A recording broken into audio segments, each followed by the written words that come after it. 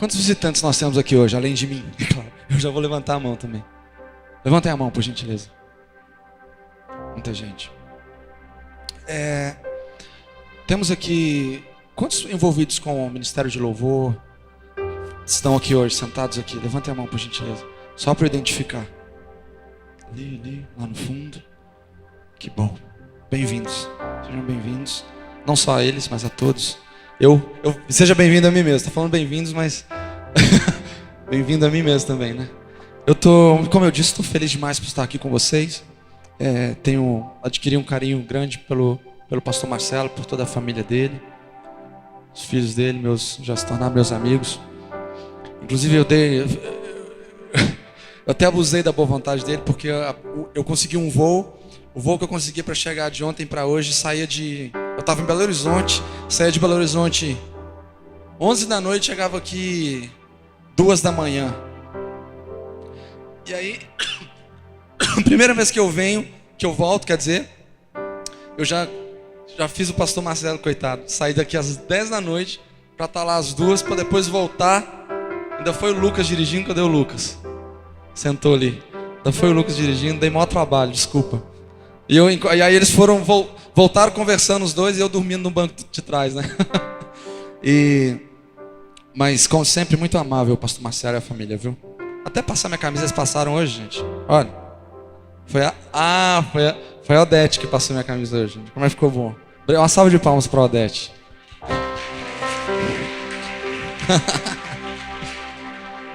Mas isso é coração para servir, sabia? Ajudar nesse tipo de coisa. Às vezes a gente pensa que servir é só servir na igreja. Não que eu queira ser servido. Mas às vezes quando a gente faz um prato para alguém, ou quando a gente ajuda alguém, a gente passa a camisa de alguém, alguma coisa assim. O dia que eu aprender a passar, eu passo a camisa, viu? Tá bom? Mas é um pouco disso, na verdade, que eu quero falar hoje. Sobre adoração. Mas sobre aquilo que nós entendemos como adoração. E sobre o que de fato é adoração. Sobre o que compreende adoração. Eu não vou esgotar o assunto. Eu não vou falar de forma a soar que eu sei tudo sobre o que vai ser dito. Mas o que eu aprendi nesses últimos anos, eu quero trazer para vocês hoje. Amém? Vamos abrir nossas Bíblias então, por gentileza? Em João 4. É aquele texto que muita gente conhece. E a gente vai falar um pouco mais sobre ele hoje. Porque é um texto muito profundo a respeito de adoração. João 4, versículo 4. Eu não costumo falar muito. Vire para o irmão que está do seu lado e diga alguma coisa. Mas eu vou fazer isso hoje, porque eu estou à vontade aqui. Vire para o irmão que está ao seu lado e diga uma coisa para ele. Mas diga assim, não diga obrigatoriamente, diga de coração, diga assim: Deus encontrou em mim um adorador. Diga a ele. E a minha adoração vai impactar as pessoas que estão ao meu redor. Amém. Hoje a gente vai aprender que a adoração, quando nós adoramos a Deus, quando nós nos conectamos com Ele em espírito e em verdade, isso traz mudança não só às nossas vidas, mas na vida de todos que estão ao nosso redor. Tá? Então vamos lá, João 4, versículo 4. Diz assim: no caminho teve de passar... Se minha versão for diferente da sua, desculpe. No caminho teve de passar por Samaria. Assim ele chegou a uma cidade de Samaria chamada Sicar, situada na propriedade que Jacó tinha dado a seu filho José. Havia ali o poço de Jacó. Era mais ou menos meio-dia quando Jesus, cansado da longa caminhada, chegou e sentou-se ao lado do poço. Logo uma mulher samaritana veio tirar água e Jesus lhe disse: beba um pouco de água. Ele estava sozinho naquela hora, porque os discípulos tinham ido à cidade comprar comida. A mulher samaritana então ficou surpresa e lhe perguntou: como o Senhor, sendo um judeu, pede a mim, uma samaritana, água para beber? Ela disse isso porque os judeus não se dão bem com os samaritanos.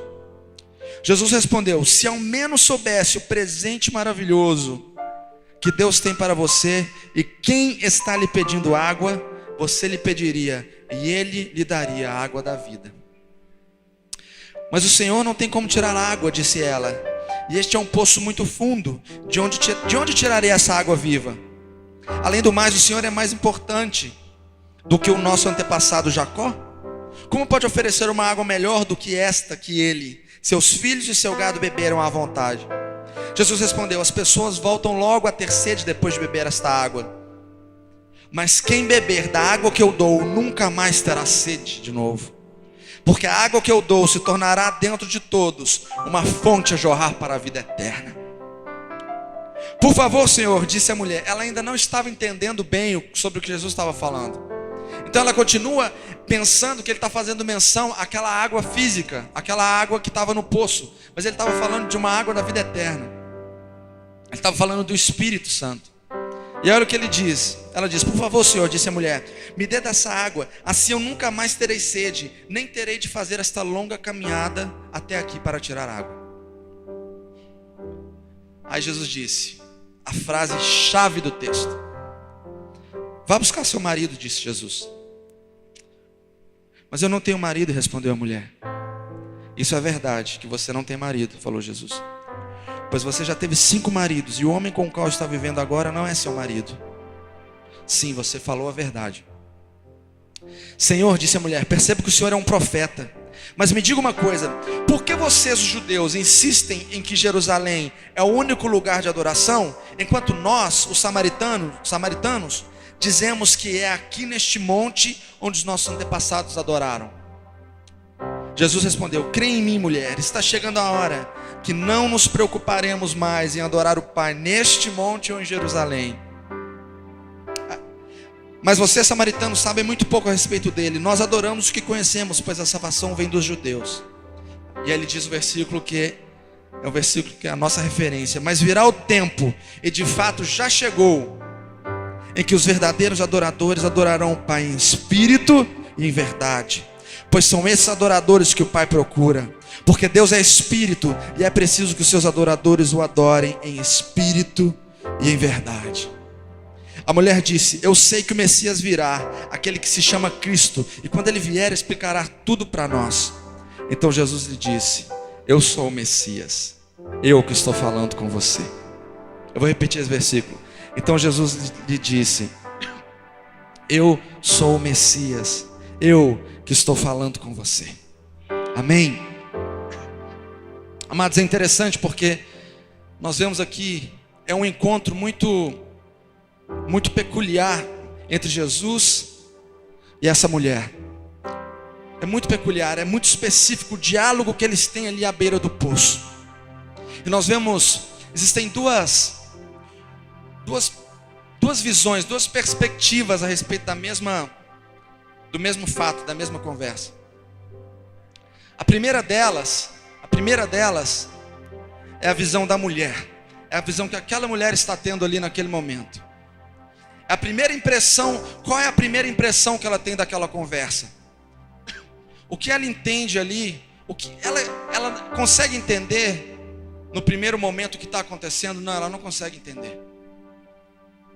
Ela pensa que ela está falando com um homem comum, que está falando de uma água, talvez uma água mágica, ou algo que matasse, que a saciasse de uma vez só, e que ela não precisasse mais voltar ao poço. Ela está tendo uma visão, uma percepção, gente. Desculpem. Ela está tendo uma percepção, o quê? Natural da conversa, certo? Ela está vendo aquilo tudo com olhos naturais.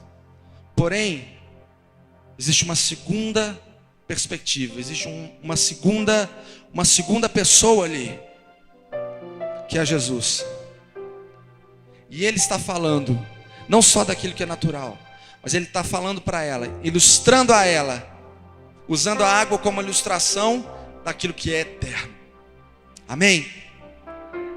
É isso que está acontecendo ali. Esse é o primeiro contato que eles têm. Daqui a pouco eu vou chegar na parte da adoração e como a gente vai conseguir entender tudo isso. Mas enquanto Jesus está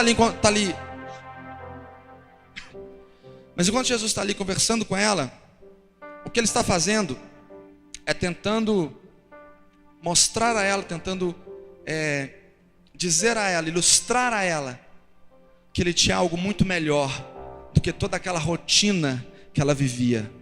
Não só de buscar água, mas de buscar amor, de tentar se sentir amada e acolhida.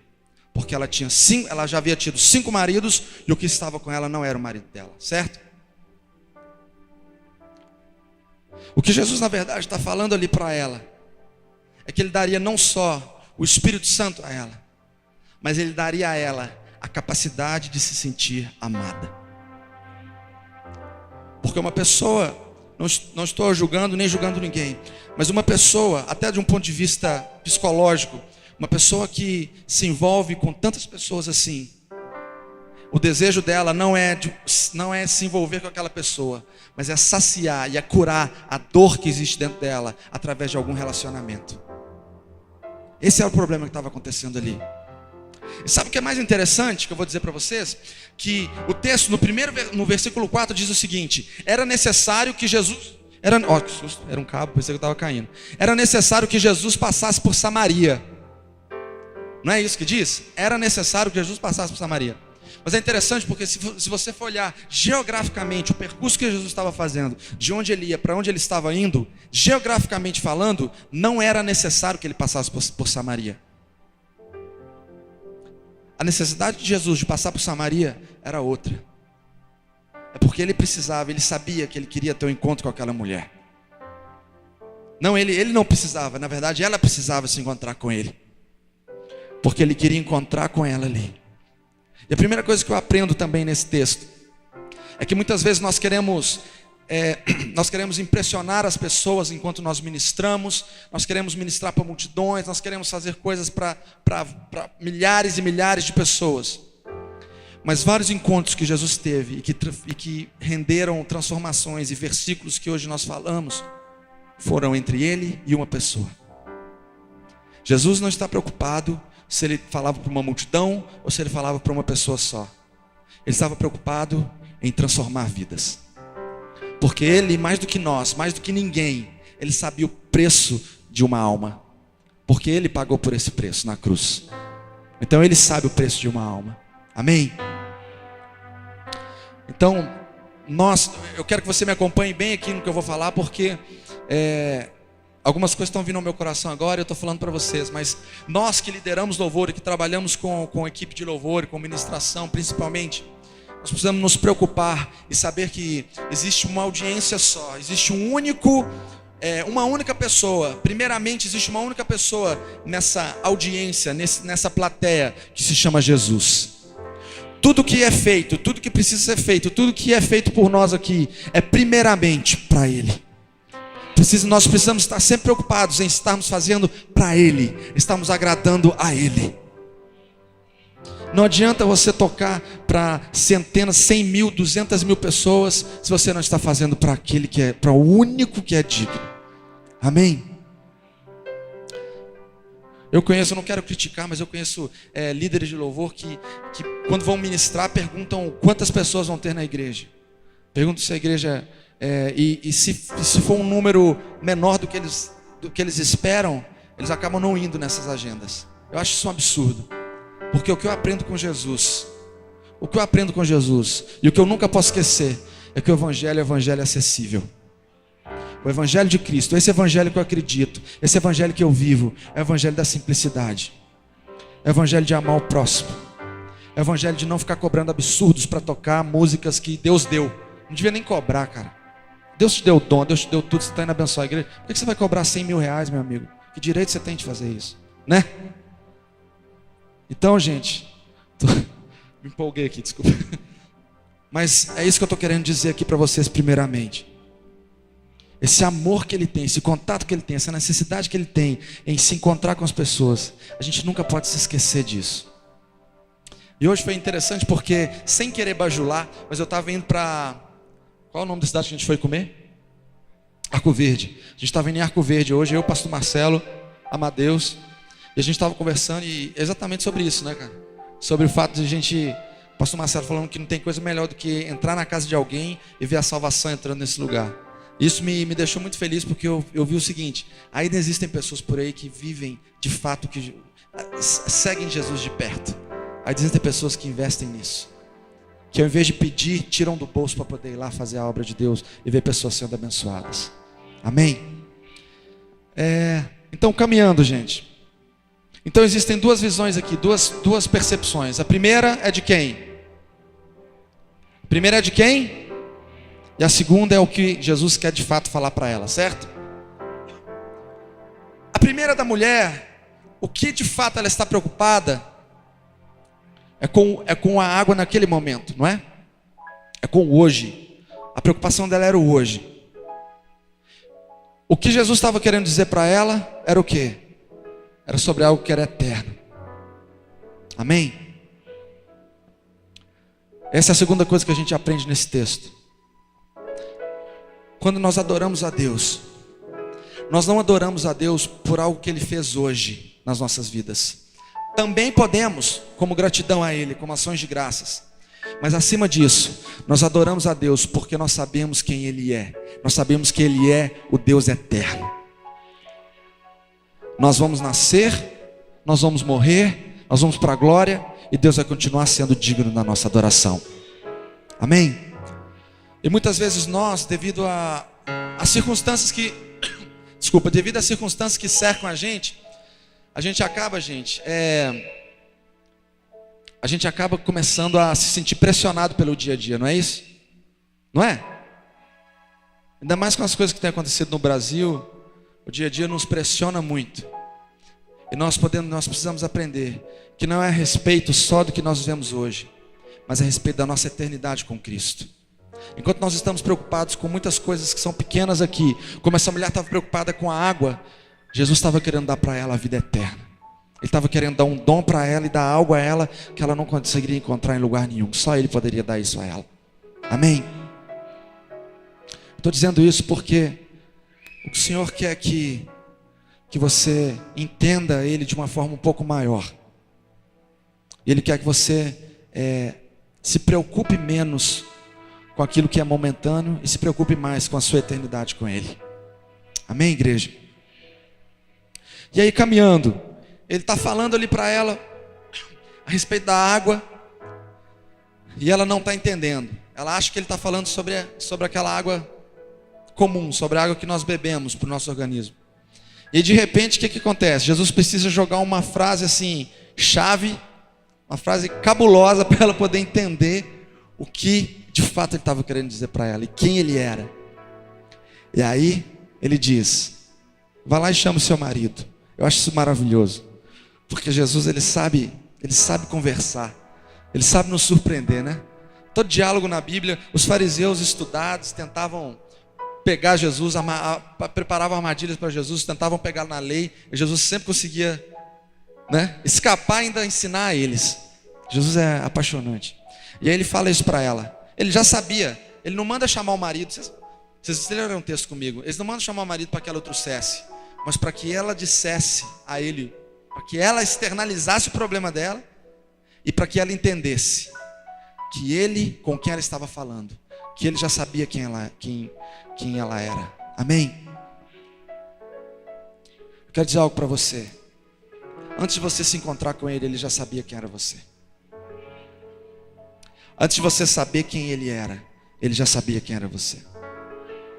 E antes até mesmo de você contar o seu problema para ele, ele já sabia qual é o seu problema. Amém? E o que ele quer fazer é justamente te ajudar nisso, como ele ajudou essa mulher aqui. O que acontece? Ele fala: chama o seu marido. Ela diz que não tem marido. Aí ele revela a ela que ela teve 5 maridos, que o estava com ela não é o marido dela. E aí ela começa a surpreender e vê que ele é o quê? Primeira coisa que ela fala, ele vê que ele é o quê? Que ele é um profeta. Não é? E aí o texto ganha uma outra. Vocês estão me acompanhando, gente? Amém? E aí o que acontece? O texto ganha uma outra abordagem. Por quê? Porque a primeira pergunta que ela faz a primeira pergunta que ela faz para Jesus, quando a revelação acontece, é qual? Sobre adoração. Ela pergunta sobre o quê? Sobre como adorar a Ele. Sobre como adorar a Ele. Amados, o que nós precisamos entender a respeito de adoração é que quanto maior for a nossa revelação de quem Jesus é, mais intensa vai ser a nossa adoração. Amém? Quanto mais entendermos quem é Jesus e quanto mais nós conhecermos quem Jesus é, maior será, mais intensa será a nossa adoração. Eu creio em algo que eu sempre digo. Os serafins que estão ao redor do trono, vocês já leram sobre isso? O que eles fazem? Eles ficam ao redor do trono dizendo: santo, santo, santo. Eles não olham para o trono, não é? Eles ficam com a cabeça baixa e dizem: santo, santo, santo é o Senhor dos exércitos, e a terra se enche da sua glória. E dia e noite a Bíblia diz que eles dizem: santo, santo, santo é o Senhor dos exércitos, e a terra se enche da sua glória. Santo, santo, santo é o Senhor dos exércitos, e a terra se enche da sua glória. Eu creio que eles fazem isso constantemente, não só porque eles foram criados para isso, mas porque quando você se aproxima do trono de Deus, não tem muito o que dizer, não tem muito o que fazer a não ser adorar Ele. Não é? Quando eles estão ali dizendo santo, santo, santo é o Senhor dos exércitos, eles estão fazendo aquilo porque é inevitável ver o Senhor e não adorar o Senhor. Quando nós nos encontramos com o Senhor, a primeira resposta que nós temos é adorar Ele. É involuntário. Por isso nós precisamos continuar e manter os nossos olhos fixos nele, porque a nossa adoração vem de vermos a Ele. Tem uma canção de um cara chamado Matt Redman que ela diz: a adoração começa quando nós vemos o Senhor. É uma frase: worship starts with seeing you. Que a adoração começa em ver, quando nós vemos o Senhor. Esse líder de louvor é o mesmo que fez a essência da adoração, que fez Geração que Dança. Todas as canções foram feitas por ele. Vocês pensando que era do David Quinn, não é do David Quinn. É uma versão. Pronto. Falei. Corta essa parte aí, não mostra pro David não. Tá? Mas o próprio David me falou que quando ele ouviu essa música, Essência da Adoração, falou que ele considera a vida dele uma antes e outra depois, porque essa canção transformou o coração dele. E esse senhor, chamado Matt Redman, ele diz isso: a adoração começa quando nós nos encontramos com Jesus, quando nós vemos o Jesus, quando nós sabemos quem Ele é. E esse texto que nós estamos falando aqui prova isso. Porque quando a conversa começou a se aprofundar, e quando ele começou a revelar a ela quem ela era e que ele a conhecia de fato, o desejo de adorar começa a nascer no coração dela. E ela pergunta: Senhor, uns adoram no monte, outros adoram em Jerusalém, uns adoram aqui, onde é certo adorar? Você sabe por que ela pergunta isso? Você sabe por quê? Porque historicamente falando, 400 anos antes disso, houve um problema entre os samaritanos e os judeus. E eles dividiram. É como se essa igreja aqui, perdão, vou dar um exemplo. É como se o pessoal de Arco Verde frequentasse essa igreja, certo? Aqui em Venturosa. De repente, o povo de Arco Verde briga com o povo de Venturosa, e eles não podem mais vir aqui. O que acontece? Eles montam uma igreja lá. Tá? Não estou falando que isso vai acontecer não. Só dando um exemplo do que aconteceu naquela época e por que ela fez essa pergunta. Foi a mesma coisa que aconteceu. Um monte onde os samaritanos iam adorar, eles não podiam mais ir adorar. Eles criaram um monte para adorar em Samaria. Deu para entender? E aí por que ela pergunta? Ela pergunta por isso, porque ela diz: espera aí, Senhor, eles dizem que é certo lá, outros dizem que é certo aqui. Onde é certo adorar? Onde eu devo adorar? Porque ela queria adorar. Porque ela estava tendo um encontro, porque o coração dela estava sendo mudado. E ele diz a seguinte frase: chegou o momento, e já é a hora, em que os verdadeiros adoradores adorarão o Pai em espírito e em verdade, porque esses são os que o Pai procura. Sabe o que ele estava querendo dizer ali para ela? Ele estava querendo dizer para ela que essa barreira física havia passado, porque através dele, em Cristo Jesus, nós poderíamos ter acesso ao Pai a qualquer momento, em qualquer lugar. Eu posso ouvir eu acho que vocês não entenderam o que eu estou querendo dizer. Através de Jesus, nós poderíamos ter acesso ao Pai a qualquer momento e em qualquer lugar. Amém? O que ele está dizendo ali é isso. Você não precisa, não preocupe-se se você vai estar no monte A ou no monte B. Preocupe-se que você vai estar me adorando em espírito e em verdade. Por quê? Porque esses são os adoradores que o Pai procura. Amém? em espírito, porque Deus é espírito. E importa que os adoradores o adorem em espírito, porque nós nos conectamos, nosso espírito se conecta com o dele. E em verdade, porque quando nós cantamos essas canções, quando nós nos achegamos a Deus, nós precisamos nos achegar verdadeiramente a Ele. Ele disse em verdade, porque o povo adorava somente, eles iam cantar cânticos somente por um ato de religiosidade. Desculpem assim, mas, por exemplo, não sei se tem pessoas de igreja católica aqui, mas você já foi em alguma igreja, assim, já viu algum culto, em que as pessoas estão cantando alguns hinos assim na igreja, não vou usar denominações, mas em outras religiões, e eles não têm nem ideia do que eles estão cantando? Já reparou isso?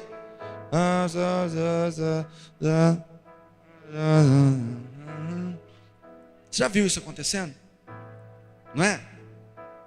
O que Deus estava querendo dizer ali é o seguinte: a verdade em espírito, porque você está na presença de Deus, e Deus é espírito. E em verdade, porque tudo isso que está sendo feito, cantado, dito, tocado, vivido, respirado, é a verdade que habita dentro de nós, e a verdade diante de Deus. Amém? Esses são os dois ingredientes que precisam existir, serem colocados nessa receita da nossa adoração. E quando ela entende disso, quando ela entende isso, ela diz: eu sei que o Messias virá, aquele que se chama Cristo, e quando ele vier, explicará tudo para nós. Então Jesus lhe disse: eu sou o Messias, eu que estou falando com você. Imagina, acho que meu joelho ia ficar assim, ó, tremendo. Imagina você estar ali, não, quando o Messias vier, pode deixar, quando o Messias vier, ele vai explicar tudo para nós. Aí ele fala: eu sou o Messias, eu que estou falando com você. Eu acho isso maravilhoso. E aí, naquele momento chegaram seus discípulos, e eles ficaram surpresos de encontrar Jesus falando com uma mulher, mas nenhum deles perguntou a Jesus o motivo dele estar conversando com ela. Agora olha só, gente, agora para a gente caminhar já para encerrar, outra coisa que nós aprendemos nesse texto: quando nós nos encontramos com Jesus, tudo aquilo que é supérfluo, tudo aquilo que nós não precisamos mais, ou tudo aquilo que a gente acha que é muito importante, se torna nada diante dele. Amém? Você sabe por quê?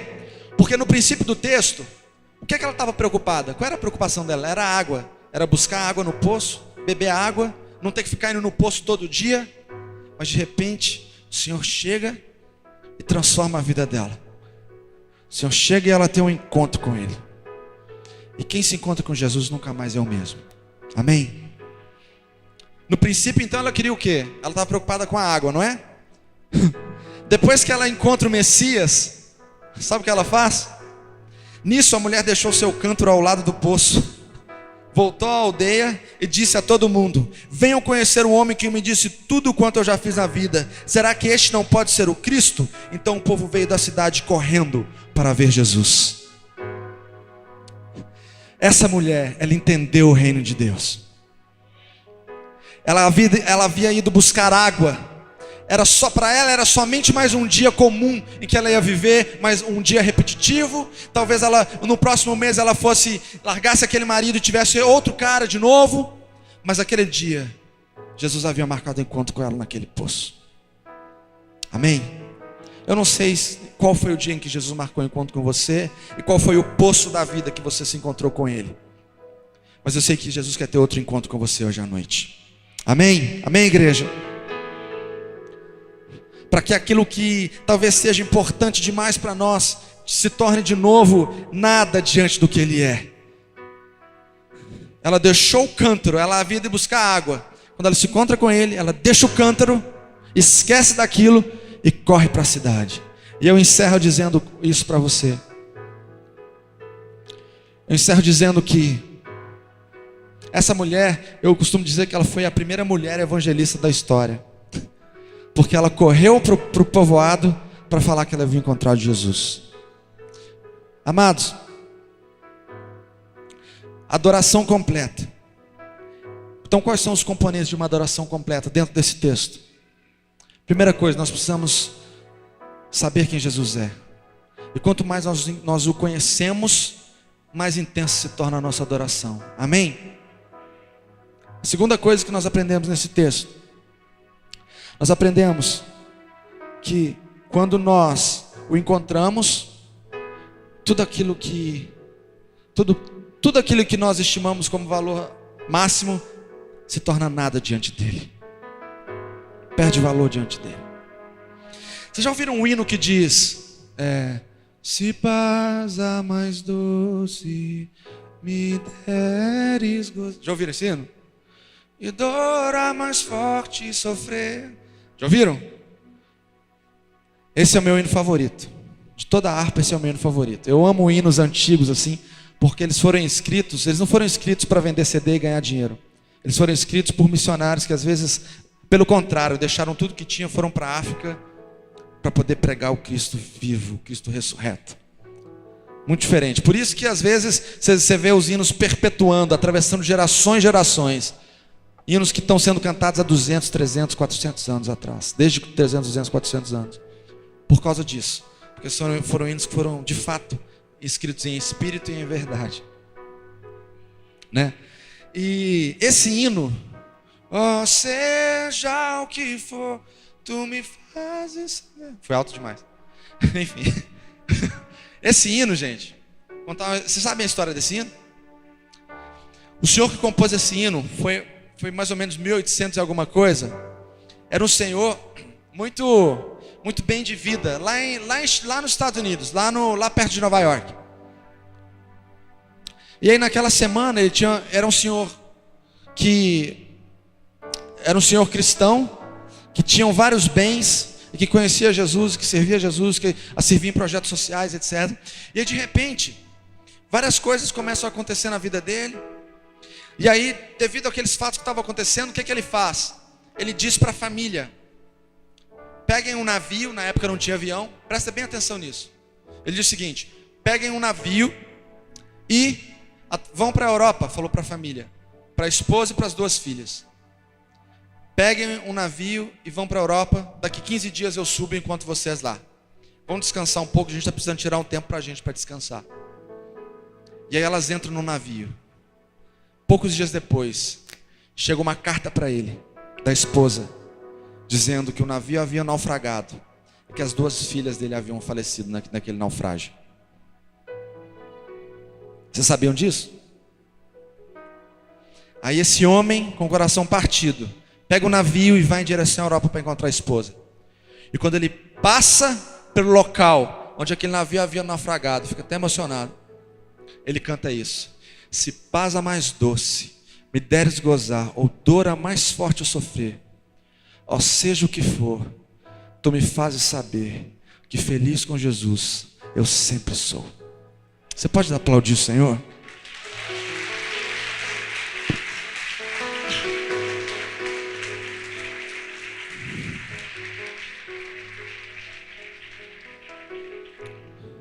Em meio a toda aquela dor, em meio a todo aquele caos, quando esse homem passa pelo local onde as filhas morreram, o que ele faz é erguer a voz e adorar o Senhor. É erguer a voz e adorar Ele. Sabe por quê? Porque ele não estava preocupado só com a água do poço. Ele sabia que dentro dele existe uma fonte eterna a jorrar para a vida eterna. Essa é a revelação de Jesus que a gente precisa ter, igreja. Se você quer liderar louvor, se você toca numa banda, ou se você é diácono, se você não tem função nenhuma na igreja, qualquer que seja a sua função, qualquer que seja você, quem quer que seja você, nós precisamos ter uma revelação de quem o Senhor é e do quanto Ele é digno de louvor. Você sabia que Pedro, o apóstolo Pedro, sabia que ele também morreu crucificado? Vocês sabiam? Quantos sabiam disso? Muita gente sabia. Então vocês sabiam como ele foi crucificado, né? De cabeça para baixo. Porque ele entendia a cruz de Cristo como sendo tão preciosa, e o sacrifício de Jesus como tão precioso, que ele pediu para ser crucificado de cabeça para baixo, para que ele não fosse crucificado como o Senhor dele foi. Isso é a revelação de quem Jesus é. Amém, igreja? Amém? E a última coisa, quando nós nos encontramos com Ele, o terceiro passo da nossa adoração é: nós não conseguimos deixar de falar quem Ele é. Nós não conseguimos deixar de levar Jesus para as pessoas. Quando a gente conhece Jesus de fato, seu coração está cheio, você está o tempo todo querendo mostrar para as pessoas, você está todo o assunto que você conversa, você acaba levando para algum lugar em que vai falar a respeito dele. Foi isso que essa mulher fez. O que é que ela fez? Ela deixou o cântaro e correu para a cidade dizendo: olha, eu encontrei um homem que falou tudo sobre a minha vida. Ele é o Messias. Vamos para lá para a gente conhecer o Messias. Quando nós nos encontramos com o Senhor, nós não só adoramos a Ele, como a nossa adoração e o nosso coração transforma também outras vidas. Amém? O nosso culto é completo. Ele só é completo quando nós adoramos ao Senhor verticalmente e horizontalmente. Aprendam isso, guardem isso com vocês. A nossa adoração, ela precisa ser em dois sentidos. Ela precisa ser horizontal. Não, perdão. Ela precisa ser horizontal e ela precisa ser vertical. Vertical porque nós estamos adorando ao Senhor. E horizontal porque nós estamos adorando. A nossa adoração está influenciando e abençoando vidas que estão ao nosso redor. O que aconteceu com Pedro e Silas quando eles estavam presos? Vocês sabem? O que aconteceu com eles? À meia-noite, diz a Bíblia, próximo à meia-noite, eles entoavam cânticos dentro da cadeia. Eles estavam presos e estavam entoando cânticos ao Senhor. Porque eles não estavam preocupados mais com a água passageira. Eles estavam preocupados com a água eterna. E eles sabiam que eles já bebiam dela. E o que a Bíblia diz? Que à próxima meia-noite, enquanto eles entoavam cânticos, houve um tremor na cadeia.